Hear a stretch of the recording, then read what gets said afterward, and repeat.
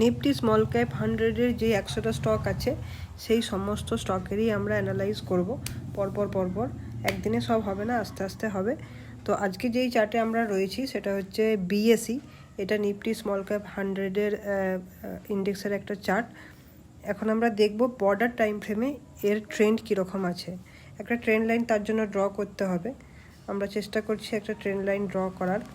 এখান থেকে নিয়ে যদি আমরা একটা ট্রেন্ড লাইন ড্র করতে চাই, দেখো একটা ট্রেন্ড লাইন ড্র করা যাচ্ছে এবং মাল্টিপল টাইম এই ট্রেন্ড লাইনে টাচ করে উঠছে স্টকটা।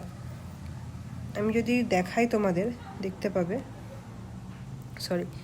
এই যে এখানটায় যদি আমরা দেখো, এখানে একবার টাচ করেছে, এখানে একবার টাচ করেছে, আর এখানে একবার টাচ করেছে, 3বার এই লাইনকে টাচ করে করে ওঠার চেষ্টা করেছে। প্রথম 2বার ওঠার চেষ্টা করেছে, তৃতীয়বার এসেছে, টাচ করেছে। এবার দেখা যাক এখান থেকে উঠবে নাকি এটাকে ব্রেক করে নামবে। এটা আমরা উইকলি চার্টে দেখলাম। তো উইকলি চার্টে স্টকটা একটা বুলিশ ট্রেন্ডে রয়েছে এবং এখন সাপোর্ট জোনে ট্রেড করছে। যদি আমরা এটা ডেলি ফ্রেমে যাই, ডেলি ফ্রেমে গেলে দেখতে পাবো যে কি অবস্থায় রয়েছে। ডেলি ফ্রেমে যদি দেখো, এখানে এটা আমি উড়িয়ে দিই তাহলে বুঝতে সুবিধা হবে। দেখো ডেলি ফ্রেমে কিন্তু লোয়ার হাই বানাতে বানাতে নামছে।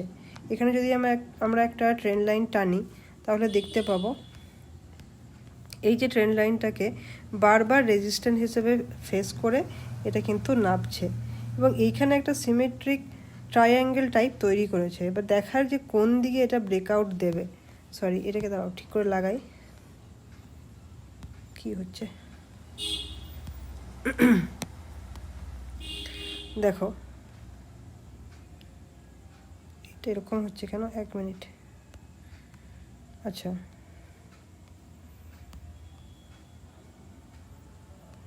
काहे ऐसा हो रहा है भैया। দেখো আমরা যদি ডেলি ফ্রেমে এটার একটা ট্রেন্ড লাইন টানি তাহলে দেখতে পাচ্ছি যে বারবার এই লাইনটাকে টাচ করে কিন্তু নেমে নেমে আসছে। দেখো 1বার, 2বার, 3বার, 4বার টাচ করে কিন্তু এটা বারবার নেবে নেবে আসছে এবং এখানে এই যে জায়গাটা না, এখানে একটা সিমেট্রিক ট্রায়াঙ্গেল টাইপ তৈরি করেছে। এবার দেখার যে এইখান থেকে এটা নিচের দিকে নামবে নাকি এখানে রেজিস্ট্যান্স নিয়ে ওপর দিকে উঠবে। তোমাদের কি মতামত আমাকে জানিও।